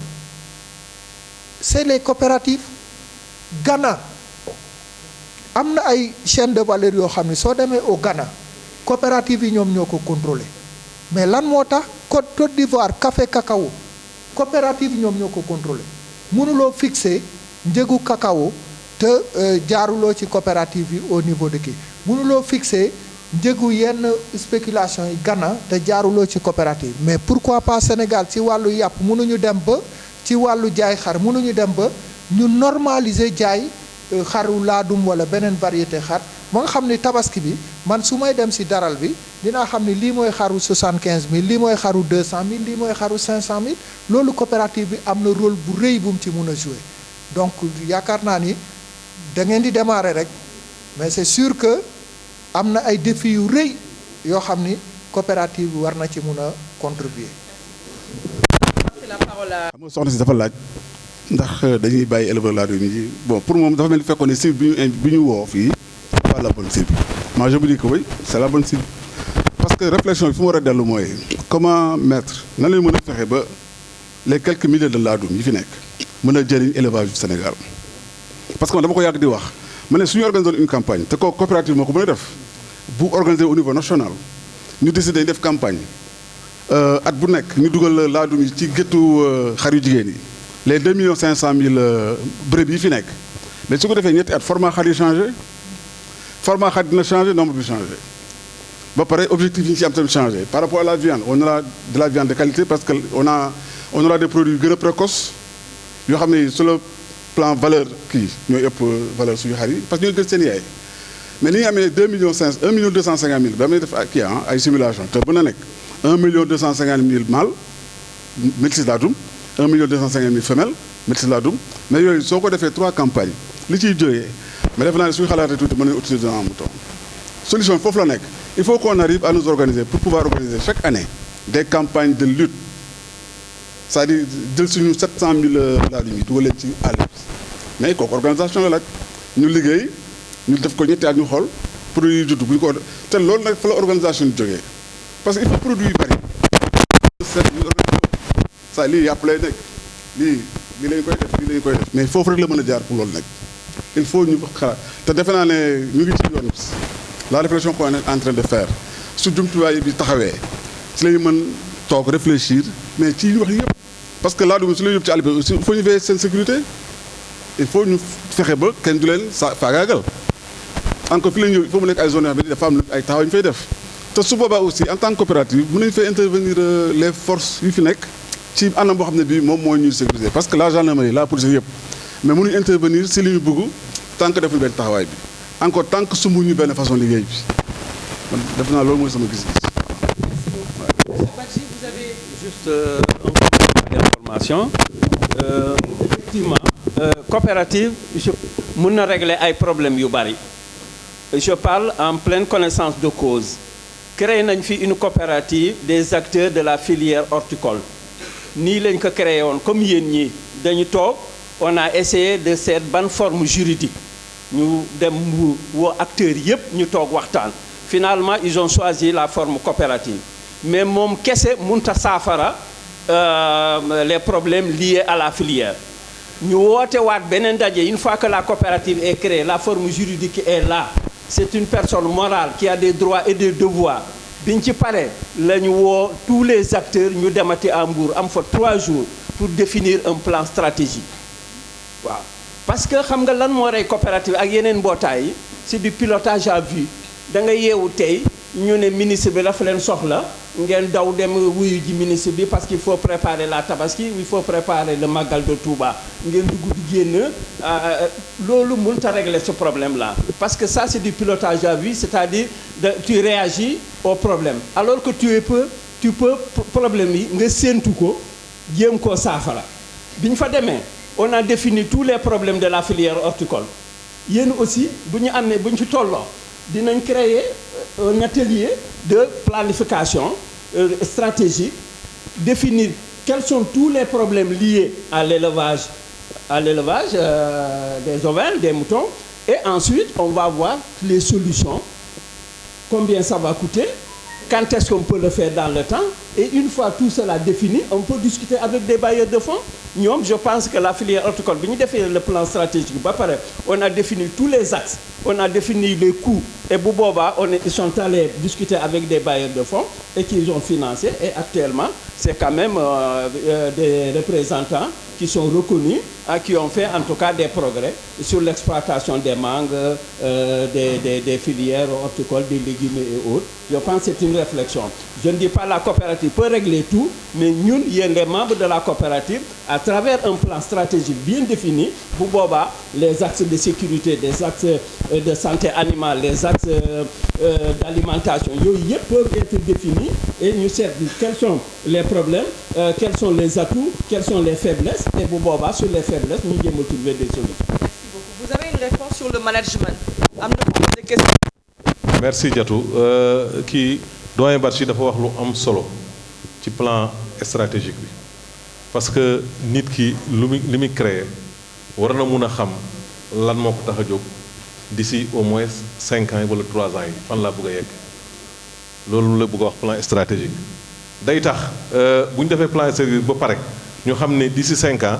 ñun ñi nga xam ne ñooy éleveurs yi fan lañ bëggee ak d'ici 5 ans parce que li ngeen bëgg yëpp mënu leen ko tënk ci benn at wala ci ay weer mais ci ay at ngeen ko mën a tënk day tax plan stratégique bu paree ba pare ñu tënk ci plan stratégique def plan d'action boo xam ne c'est annuel chaque at pendant les 5 ans ngeen ne lii la ñuy réaliser par at dañ dem ba bu ngeen bugg a réaliser yëpp da ngeen ko réaliser da ngeen sonn ci ñëw ci doyen ba bu nekk Tëngéej kii doon wax ne ñun maanaam ñi jiite coopérative la ñu leen mën a am ci coopérative yow mun nga jiite coopérative mais nga am sa entreprise boo xam ne coopérative bi daf ko soxla mun nga def ak coopérative ay affaire mais dafay nekk au préalable nga def déclaration bi pour mu bañ a am conflit d'intérêt suñu commencé ñëpp ñu nekk ci coopérative bi xam ne kat sëñ Ablaye Diaw bale am na benn magasin bu ngand day jaay aliment ak affaire yooyu mu bind ko ñëpp xam ko nga xam ne bu coopérative bi soxlaa aliment ñiy bind di soumissionné moom daf ciy bokk te suñu dem bay xool marché yi yow doo fa toog même si tu es le président de la coopérative da ngay gën dem ña fa nekk décider su dee sa offre arrangé na coopérative ñu jël la bu arrangé coopérative bi lu ñu la jël loolu aussi mun nga bénéficier wu mais day fekk au préalable coopérative bi yëpp xam ne yow lii da nga koy def da nga koy liggéey loolu am na ci solo wax tuuti ci gouvernance bi rek gouvernance coopérative xam nga dafa am dañ ne coopérative démocratie la dafa am solo parce que tey bu ñu def assemblée générale ñëpp ay taxaw tous les acteurs ñu taxaw ñu ne dañu créer coopérative li ñuy njëkk a def mooy buy dem dana am ñu ko jiite dañ leen fal mais dafa am ay statut ak règlement intérieur statut yi dafa am lu muy définir règlement intérieur dafa am lu muy définir te li gën ci système coopérative mooy li ñu tuddee alternance que nit ñi bu ñu demee soit ñu ne ñi ñu nommé tey mun nañu toog benn mandat wala un mandat renouvelable une fois wala 2 mandats renouvelables une fois wala chaque année mu am tiers sortant li tax mu am solo mooy day démocratie bi ñu wax mooy day dem ba nga xam ne nii tey ku ci nekk boo fi ñëwee da nga xam ne yow maximum li nga war a def mooy 4 ans nga war a def 2 ans nga war a def ñu dul une fois nga dem sa yoon day tax démocratie bi dina doy ku ci nekk dem te projet yi ñuy def ñu mun koo def avec transparence nga xam ne ku ci nekk da nga xam fi sa beneen loolu laa amoon lu may wax ci gouvernance pour le moment je vous remercie. On est en train de chercher la forme juridique bi dàq bon la coopérative il y a une loi sur le fonctionnement de la coopérative dont le principe majeur c'est une assemblée générale ordinaire chaque année obligatoirement. Alors que yeneen forme juridique yi yenn association yi mun nga bañ a woote assemblée générale bon à moins que ngeen définir que dans les règlements intérieurs dans le statut mais bii c'est dans la loi coopérative qui dit que chaque année les dirigeants doivent convoquer une assemblée générale ordinaire pour rendre compte de leurs activités. Je pense que quelque part loolu c'est un dispositif juridique bu baax la boo xam ne dina aar intérêt membres yi bu boobaa bu at ba jotee bu dirigeant yi ñëwee jotuñu leen a wax loo xam ne quelque chose de satisfaisant bu boobaa mun nga leen a changer wutaat ay yeneen dirigeant et donc aussi ngeen mën a participer mën a gis seen bopp lan la coopérative bi réaliser lan la réaliser wul quels sont les problèmes ñu discuter ko trouver ci saafara d'une manière consensuelle. Donc ça c'est un dispositif très important dans la gestion de la coopérative, c'est-à-dire les élus doivent rendre compte au moins une fois par an alors les activités de la coopérative pour que tout le monde puisse apprécier les degrés d'avancement. Réseaux sociaux parce que amoon naa question boo xam ne quand même bëggoon naa poser c'était par rapport toujours au management ak gouvernance bi tey jii suñu waxoon tey dañuy tëral coopérative bi management bi naka la war a mën a demee yéen ban conseil ngeen ñuy jox pour ñu tëral management boo xam ne du am ay risque de dérive ak risque de fraude wala yenn yooyu noonu. Rôle de chacun kenn ku ci nekk lu mu war a def mu leer boobu moom déjà c'est un atout parce que bu boobaa du am confusion de rôle. Il faut que dans les statuts et règlements intérieurs kenn ku ci nekk parmi les élus et même les employés kenn ku ci nekk ñu defal ko benn job description ma jël le terme un peu anglais mais en tout cas le rôle de chacun soit bien défini dans le règlement intérieur. ñaareel bi aussi ça aussi c'est la loi dama ciy rebondir fàtte naa ko mais dañ ko jëlee un peu dans les PAMECAS mooy le contrôle interne. Voilà, il y a un contrôle interne qui est institué au niveau de la coopérative, nous tuddee ko comité de surveillance. Bon, alors ça, je pense que c'est la nouvelle loi coopérative moo ko indi loolu yëpp pour jéem a aar lii nga xam ne mooy doxalinu activité bi. Maintenant ñoom le comité de surveillance loi bi daf leen may disons pouvoir bu mag a mag a mag a mag. D'abord lépp loo xam ne dañ ko définir dans les statuts et règlements intérieurs bu ko dirigeants yi jalgatee rek ñoom le comité de surveillance ou le conseil de surveillance ñoom ñooy attirer l'attention de ces gens-là te la loi le définit que une fois que bu ñu leen poser question bi les dirigeants de la coopérative doivent répondre au moins dans le mois qui suit la réception de leur courrier. Donc loolu yëpp pour aar disons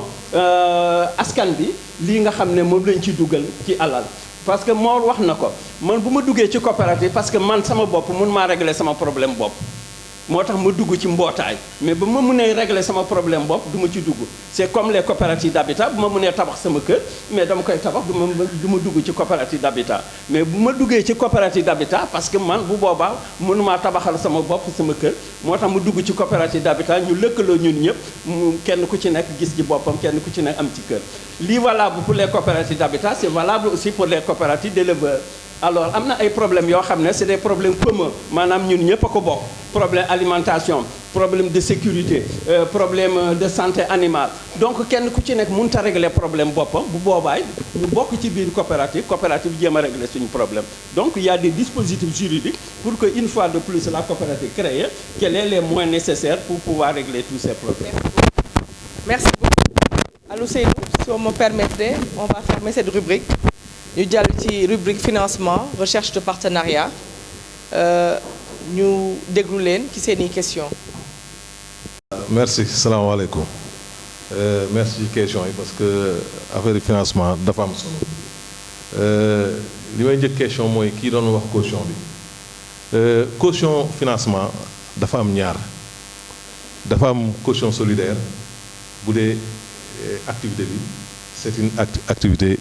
de la coopérative maanaam bu dee coopérative moo am projet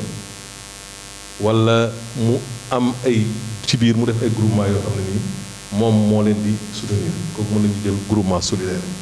mais ci biir coopérative bi dafa am ñoo xam ne dañu am seen activité individuelle ndax ñaar moo am mun naa am activité boo xam ne c'est dans le cadre de la coopérative mais am na beneen activité boo xam ne nii nit ki ci boppam moom muy bugg demal boppam boobaa caution yi bokkul bu dee dans le cadre de la coopérative mun nañ jël caution solidaire mais bu dee kenn ci biir moo am bugg am projet dañ koy personnaliser wax ko ay garantie kooku mun naa nekk caution solidaire mooy groupe la bu ñëw comme coopérative bi tey ñoom ñu ñëw ànd tey bu ngeen defoon bu ngeen nekkoon 1000 personnes coopérative bi chapeauté leen ñu ne dañuy xaaj groupe yi par fukk par juróom benn par neneen suñu leble groupe bi la ñuy lebal groupe bi boo leen di lebal caution solidaire nga leen di wax li ñuy wax dinañ cotiser mais caution solidaire mais caution coopérative bi rek doy na pour ñu dem parce que ay nit ñu bëri la maanaam dañuy jël 10 personnes ñu jël président ak trésorier ne leen yéenay porter groupe bi bu ñu cotiser duñ yenn garantie yi leen war a laaj ci ay oto ak ay yooyu dootuñu leen ko laaj mais quand même seen bonne foi ak seen ànd bi liggéey bi ci loolu mooy maanaam loolu laa ko mën a tekkee caution solidaire beneen mooy banques yi bañuñ leble déedéet parce que banques yi leble moo tax ñu jóg mais nag le secteur de l'agriculture waxuma ne organisé wul de mais dafa def lu bëri lu ñu war a loo xam ne dañ ko war régler en avant j'ai eu la chance de faire le Burkina parce que li ngeen di wax ni agriculture ak élevage lañ demoon xool yi lan moo tax ñoom ñu réussir loolu te ñun mënuñ ko réussir sëñ bi dafa wax lu am solo Guèye dafa ne système de chaîne de valeur c'est la seule solution aujourd'hui si bu fekkee bëgg nañ financer agriculture ak élevage sans problème il faut que ñun nangoo instaurer et réussir le système de chaîne de valeur. Chaîne de valeur mooy lan chaîne de valeur mooy nit ki ñëw soxla ne dama bëgg a jënd ay laadum mais mu am organisation de telle manière à ce que coopérative bi organisé wu am ku koy jaay ñu ñëw defal ko facture proforma boobu moom visé ko parce que bu boobaa day am expert yoo xam ne ni ñoo fi toog visé ne effectivement xool nañ laadum yi dara jotu leen feebaruñ defuñ dara tout ça facture proforma boobu lay indi ci banque bi su ñëwee du jox nit ki xaalis bi day dem ci kiy jaay laadum bi moom la ñuy fay xaalis léegi nag problème bi ñu am ñun aujourd'hui mooy problème de finalité processus bi dañ ko topp mais finalité processus bu mënta nekk muy ci ñuy yar nag di jaay ñu yar leen di jaay loolu mooy problème bi da nga dem mais problème écoulement ngay am te li am solo ci banque mooy fexe ba nga xam ne moom lim la lebal dina ko mën a récupérer à la fin bi ñu demee Burkina dama leen di expliquer dañu dem ci agriculture bi ñu ngi demoon xam nga ñoom coton la ñuy gën a bay dañoo dem Sofitex ku mel ne si sama mbokk ma le su amoon tey 5 hectares ci àll bi ne dama koy bay ñoom dañoo am ay ingénieurs yoo xam ne nii dañuy ñëw ci tool bi xool tool bi évaluer ko xool lim soxla ci jiwu soxla lim xel ci intrant soxla lépp ñoom ñu bind seen facture bu ñëwee Sofitex day jël loolu ñëw jox ko institution financière bi ne ko Omar Sy kat lii la soxla pour toolam bi ba pare nag mu souscrire à une assurance boo xam ne ni état bi moo ko cautionné chapeauté ko nga xam ne assurance boobu su ko mooy lay assuré lépp lu jar ci calamité ay lakk ay soccet lu nekk bu am ñuy tool bi ñoom ñoo ko def assurance bi moom une fois nga inscrit moom day suivre sa évolution tool nan lay demee chaque fois fu tool bi toll dina xam ne tool bi fii la toll moom dina xam soo demee ba war a récolter dina xam ne si war na récolter donc day avertir donc intrant yeeg li ngay jéeg li ngay bayeeg suivi beeg ay lépp l'état def leen ci dimbale suñ paree soo ko boo bayee ba pare c'est Sofitex en même temps moom mooy jël li nga bay jënd ko da koy jënd moom moo koy jënd su ko jëndee yow du la jox xaalis bi il verse l'argent au niveau de l'institution financière l'institution financière jël li nga ko yoreel mu jël ko li ci des ñu dugalal la ko su compte muy épargne noonu lay dem bu dee jur gi aussi nit ki buy jënd jur danaan dama koy jënd damay jënd pour jaay dans 3 mois 4 mois 6 mois dama nag da ngay jënd fukki nag yooyu ngay jënd expert élevage day dem xool nag yi ba gis ko ñu am docteur vétérinaire boo xam ne moom mooy chargé wu ñoom dañuy am docteur vétérinaire mooy chargé wu ci suivre bétail boobu ba pare mu am aussi assurance boo xam ne nii moo koy suivre pour en cas de maladie wala yenn yu sew yi ñu dem suñ demee li nga koy jox mu lekk ak vaccin yeeg lépp dañ koy calculer ba pare ingénieur bi danaan kii kat pour yar kii mi lii la soxla ci aliment lu mu lekk lii la soxla ci vaccin lii la soxla ci lépp. éleveurs yi ñun sax ñu ngi koy jéem a teggil suñu bopp waaye yàlla xam na ni mënuñu ko loolu it bokk na ci taxawaayu. nga xam ne yow booy ñëw di yar sa nag sa lépp day ñëw li nga koy jox muy lekk day taxaw duñ la jox xaalis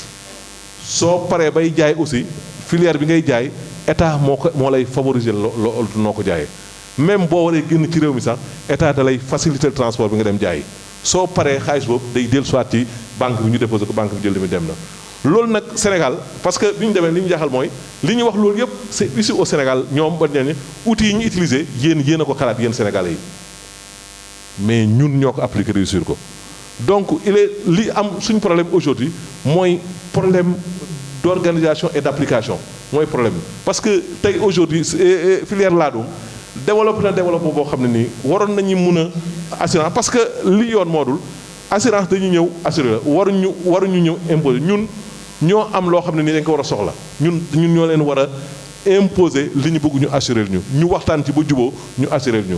on est là pour accompagner le financement de tout mais nag aussi buñ la ñu koy def dañ ciy def processus boo xam ne nii dañ koy respecter état bi jouer son rôle ñëpp jouer leur rôle ñu dem jeexal ci ne loolu moo tax système coopérative am solo système coopérative aujourd'hui bu ñu demee ba nga xam ne taxaw nañ ba mu dëgër ba formaliser wu ba nga xam ne dëgër nañ su boobaa prêt bi ñu def ci éleveurs yi loolu coopérative mën na ko chapeauter mun na ñëw ne Ousseynou Gueye dafa bëgg prêt nangam ñi nekk ci coopérative ci kaw ñëw garanti ko wane ne ñun ñoo koy garanti nga xam ne ëllëg lu ci mën a am problème ñoom ñooy porter garant pour dem recouvrer Ousseynou Gueye loolu nag moo manqué institution financière moo tax institution financière ragaluñu mais aussi il y a pas un système qui leur permet de sécuriser leur crédit moo tax aujourd'hui mënuñu dugg lancer wu ci kii bi loolu je vous remercie. tuuti quoi parce que da nga prêcher pour institution financière fii mu nekk nii man nekkoon naa ci côté boobu mais responsabilité c'est partagé en fait les problèmes am na problème ci côté ñiy soxla crédit am na problème ci ñiy joxe crédit problème bi njëkk suñ ko waxee suñ ko waxul pour nga financer yenn financement yi montant bi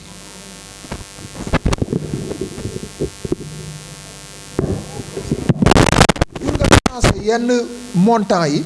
dafa laaj capacité yoo xam ni généralement institution financière yi amuñ ko pour nga financer aussi ci yenn durée yi dafa laaj ay moyens yoo xam ni ak type ressources yoo xam ni généralement institution financière yi amuñ ko mais dans la plupart du cas lu tax institution financière yi duñ financer agriculture parce que dañu considérer l'agriculture dans sa globalité comme un secteur risqué léegi nag solution bu mu wax c'est-à-dire quand on parle du financement institution financière rek dafa am ñaari type bu financement am na les financements directs ak les financements indirects par exemple alimentation mun na nekk problème est-ce que ki nga xam ne moom moo yore société bi fabriquer aliments yi mun na financer les producteurs de bétail sur quelle base la koy def loolu c'est ce qu'on appelle le financement indirect. Alors beneen affaire bi aussi su ñuy wax généralement caution solidaire il faut que nit ñi leeral ko aussi caution solidaire dafa am des implications man su fekkee ni ñun dañu nekk un groupe de personnes ñu nekk 5 6 ñoo xam ñu jël crédit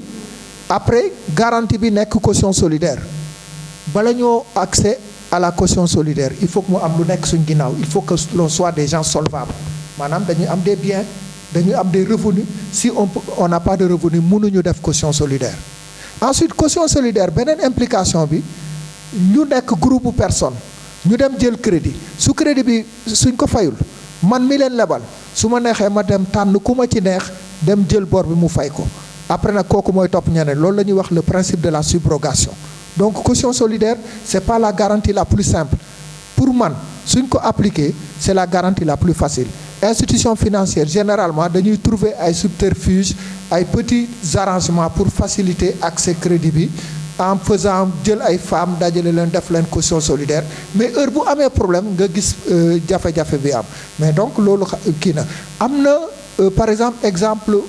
Burkina bu mu wax man géré naa un projet pendant 3 ans au Burkina s'ils ont développé seen agriculture burkinabé ak sénégalais dafa am foo xam ne dañ fa wuute burkinabé su la waxee waaw la burkinabé su amee fukk soo ko laajee ñaata nga am fukk la lay wax mais sénégalais bu fi am fukk soo ko laajee mu ni la ñaar laa am wala juróom laa am ñu wax la waaw su subaa ñu jàdd fale donc loolu aussi dafa nekk loo xam ni suñu taxawee coopérative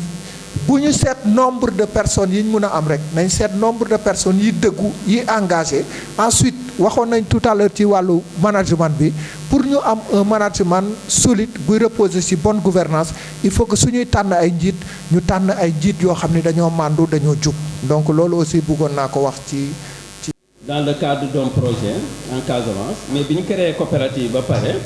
on a signé des conventions avec le FONGIP. Et le FONGIP a eu à garantir un certain nombre d'activités yoo xam ne amoon na un coût donc c'est possible et d'autre part aussi en matière d'investissement maanaam bu ñu tolloo ci investissement lu par exemple bon mun ngeen a am des exonérations parce que aussi loolu coopérative yi bu ñu ko demandé en tout cas avant moom bu ñu ko daan demandé dañ daan am exonération donc loolu mun na nekk. Donc tu vois que la forme coopérative a beaucoup d'avantages. Merci. réflexion bi ci au niveau de la production parce que ñi créé laadum sénégalais yi créé laadum ah au départ defe naa élevage prestige la quoi ah donc laadum du ñëpp ñoo ko mën a jënd xëy na laadum léegi yéen seen objectif lan la xëy na da ngeen war a def contribuer à l'amélioration pour boo leen di def ay laadum ñu mun ko dugal ni ko kenn waxee fii sànq dugal ko ci biir gétt yi wala ñeneen ñi nga xam ni tamit ñu ngi def à petite échelle élevage ñu mun ci améliorer ñoom tamit ñun en tout cas en ce qui nous concerne ñu ngi nekk à AIFER en contact avec les producteurs de laadum c'est pour faire de l'amélioration parce que bu fekkee ne dañu jël benn dañu bëgg a augmenter la production ak productivité maanaam xar yi nga xam ni ñoo fi nekk ay tulabeer wala yeneen yi ñu jéem a xool naka la ñuy fexe ba ñu am ay naissance gémellaire maanaam di am ay seex wala naka la ñuy fexe ba nga xam ni dinañ am ay produits si seen poids dina gën a baax et puis seen màggaay dina gën a gaaw yooyu mun nañu liggéey ñu ngi liggéey ak ñi nga xam ne ay producteurs laadum mais bu fekkee ne par exemple léegi développement du cheptel ci beneen fànn sur le plan numérique ah war nañu am beneen taxawaay il faut ngeen toog xalaat yéen seen jubluwaay fan la loo leen bëgg a noonu leen di contribuer à l'élevage dans le pays pour que et puis vraiment ñun soxla nañu l'autosuffisance en mouton de tabaski et loolu bon ñun ñu ngi ciy liggéey donc jëmale ko à partir des familles ñëw taxawal ay groupe taxawal ay coopérative pour ça léegi nag yéen su fekkee ne seen coopérative li ñuy distribuer la quoi xam nga on aurait pu distribuer après ok donc peut-être c'est difficile de parler. ñi nga xam ni vraiment xam nañ ni seen agenda xaw na serré mais def nañ effort quand même ci dimanche bi ñëw teew jàppale ñu pour projet bi ñu bëgg a tëral waxuma coopérative dama ne projet li tax ñu ñëw fii tey leeral nañ ko mais il faut ñu leeralaat ko dafa am dans le système fii Sénégal un système boo xam ne ñun ñëpp moom la ñu tàmm le système associatif am nañ fi association am nañ fi ay réseau am nañ fi ay fédération am nañ fi ay union ma waxoon la ma waxaat à l'introduction ñun ñëpp lu ñu boole c'est une passion entre amis on se retrouve dans une association mais tey dañu toll moment boo xam ne liggéey nañ laadum loo xam ne tollatul ci affaire passion tollatul aussi foo xam ne laadum dañ koy téye ci benn niche mu nekk un mouton de prestige loolu da koy continuer di ko doon mais war nañ xool parallèlement excédent laadum yi comme ni ko Khadim Thiam Adam waxee excédent laadum yi nii naka lañ ko mën a valoriser pour que filière ovine liñ fi def tey waxuñu def luñ fi def baaxul de ay jéego lañ fi def mais ñu gën ko améliorer ko ñu gën ko pousser plus loin pour lan pour le peuple parce que coopérative wax nañ ko fii les principes solidaires dafa am benn kilifa bu mag boo xam ne bëgguma sax turam dafay wax toujours intervention di citer les 5 P ne ku jublu ci affaire économie sociale et solidaire s'il vous plaît si on peut avoir le silence lii ñuy tëral nii ak lii ñu nekk nii tey ci monde associatif ci monde économie sociale et solidaire la bokk ñu am ministère fii au Sénégal bi tudd ministère de l'économie solidaire et de la microfinance ku ci jublu rek war nga xalaat 5 P war nga xalaat le peuple la population war nga xalaat la planète naka nga koy utiliser ci wàllum mbay ci wàllum élevage war nga xalaat aussi la prospérité ak yeneen paix encore la paix ci jàmm parce que ci jàmm la lépp xaj ma bëggoon ñu ramener encore suñuy xel ngeen xam ni lii mu tax ñu invité leen tey c'est pour que ñu leeral leen ci lu ñu bëgg a tëral naka lañ ko war a tëral lan mooy loolu ak naka aussi sax la ñu mën a liggéey en complémentarité avec les associations parce que tey coopérative bi wax nañ ko modèle la ñu dégg modèle boobu xamuñu ko bu baax ñu woo ay panélistes ñu ñëw éclairer ñu ci mais nu ñu nar a liggéey ci coopérative bi ñun ñoo ko xam comme nu nga ko waxee ñun ñoo ko war a togg te togg mooy togg boo xam ne dañuy toog avec les associations avec les promoteurs xool comment on va travailler ensemble. lu tax ma wax loolu parce que coopérative bi mën na def plusieurs volets mën na ne ok ñun coopérative bi su ñu amee financement ak partenariat technique war nañ mën a jël dem jëndi à des prix négociés d'avance xaru éleveurs yi nekk ci association yi ñu ne par exemple telle association yow bëgg nañ coopérative bi nga approvisionné ñu 2000 moutons ci opération tabaski ñu ñëw jënd ko à des prix négociés yooyu yëpp ay exemple yu may waxee ma bëggoon vraiment ñu comprendre ni que coopérative amagul projet la ñu nekk ci benn feuille de route ñu bëgg nag avant ñu ciy dugal nit ñi ñu éclairer leen wax leen li leen fii ñu leen bëgg a dugal parce que chacun est libre lan la ak soo ci duggee ban avantage nga ci fekk ak yan inconvénients ñoo ci nekk mu jël choix libre am ne ndax bëgg na bokk wala bëggul bokk toujours di rappeler dans la teewal fii tey mu ngi tudd société Agrosynergie qui est dans la production et la commercialisation d'aliments de bétail mu ngi nekk Kër Magay Ndaw en face Thiénaba Seck commune de Noto dans la région de Thiès. Donc nos produits c'est les produits sàmm bi. Pourquoi le nom sàmm bi? Parce que avant tout c'est l'être humain d'abord.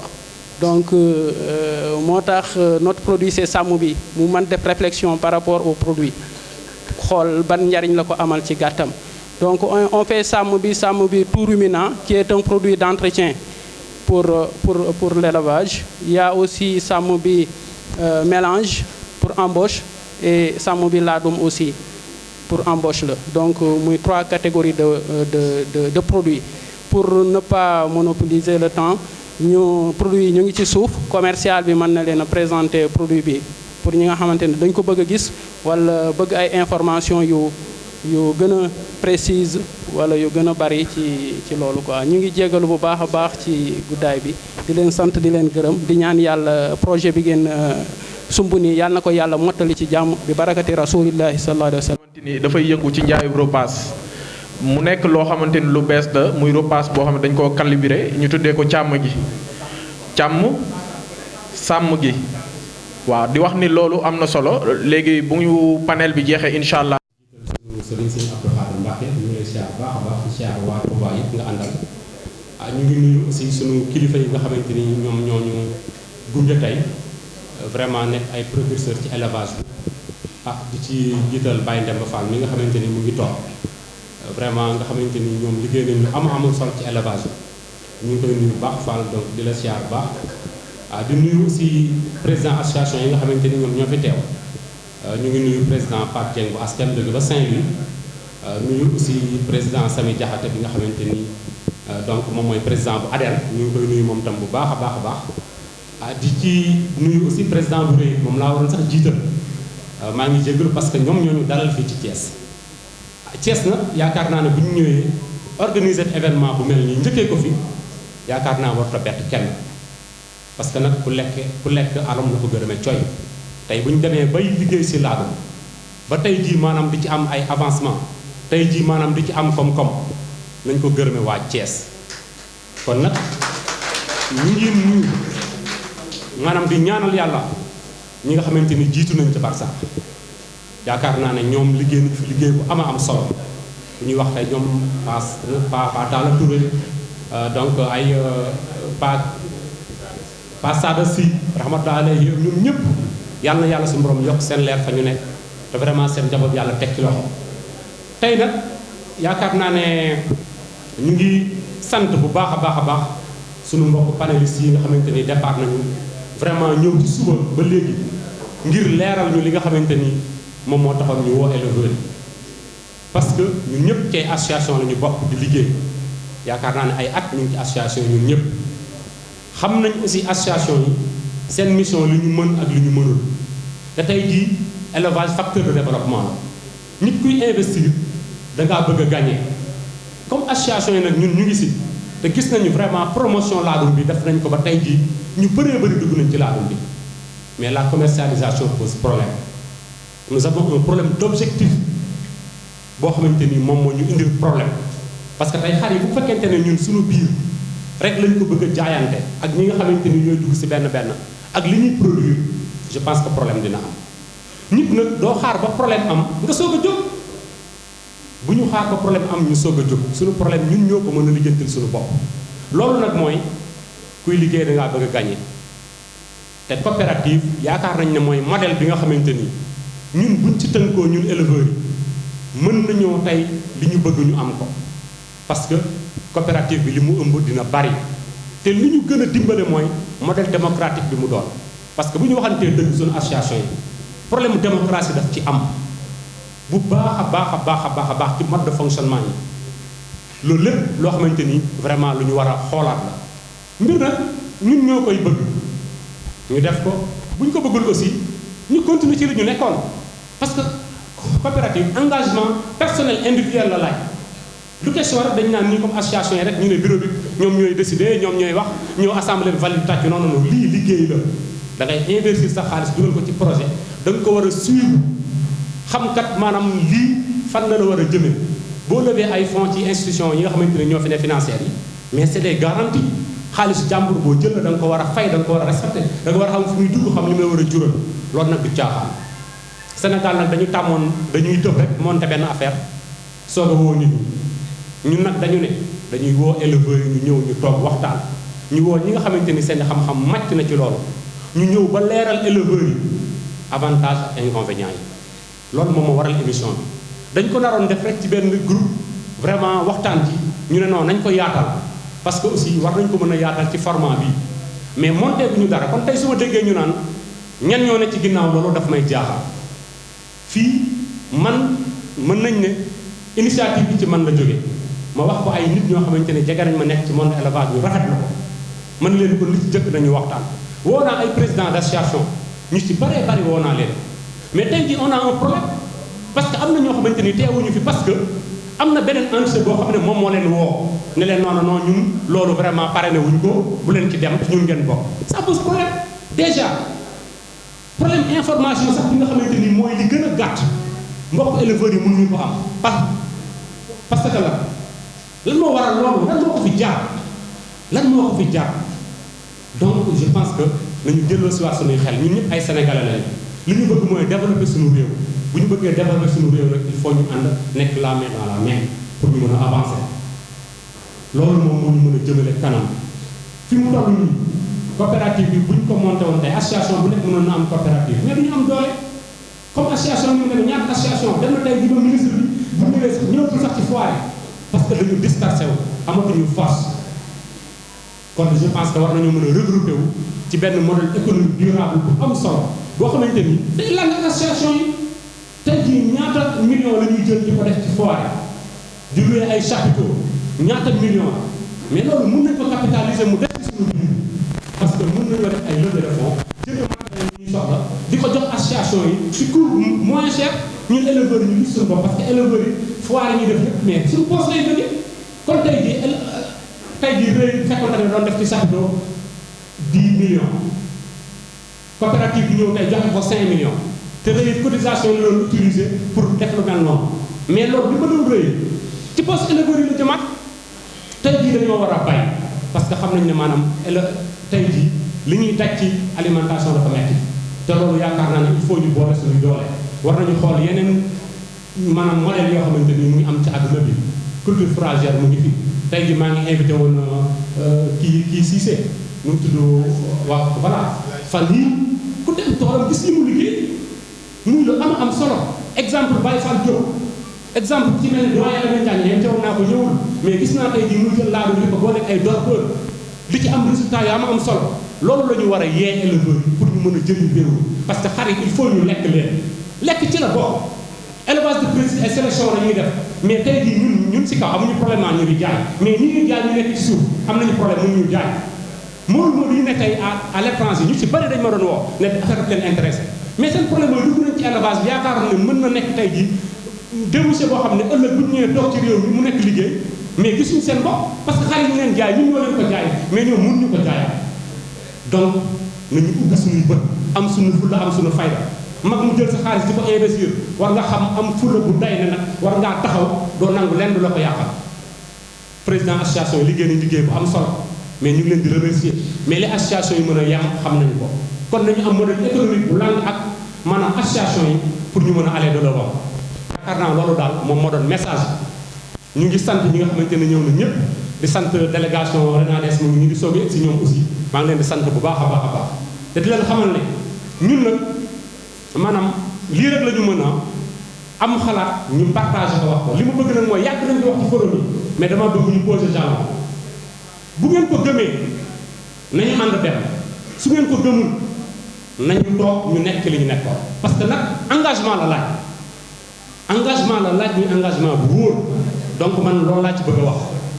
man mën naa am sama gëm-gëm mais li waxte wóor mooy bu ko keneen gëmul aussi du dem ñun association taxu ñoo jóg fédération taxu ñoo jóg ay personnes individuelles moo ñu tax a jóg ñoo xamante ni gëm nañu projet bi war a ñëw ànd ak ñun liggéey donc jarul tey ji gars yi def benn lobby naan bu ñuy dem ak bu ñu dem ak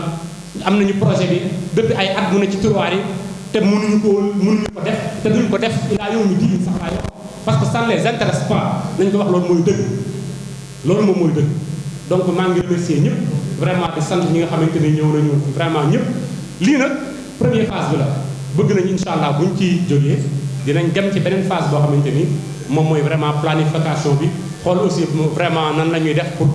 bon cartographier maanaam éleveurs yi fi ñu nekk ci dëkk bi xool aussi fu nekk gox bu ne lañ ko mën a def donc plan stratégique dañ si ñëw aussi ci maanaam li nga xamante ni mooy projet loolu aussi dañ ko ay experts yoo xamante ni seen xam-xam màcc na ci lépp lu ñu bëgg a def li nga xamante ni am nañ ko suñu biir ñun ñoo ko moom mais expérience yi nga xamante ni xaj na amuñu ko dinañ ko wuti bu jaree sax maanaam ñu génnee suñu poos fay ay nit pour ñu ñëw maanaam xamal ñu ànd ak ñun liggéey dinañ ko def parce que njëriñ rek moom moo tax ñu jóg donc maa ngi sant aussi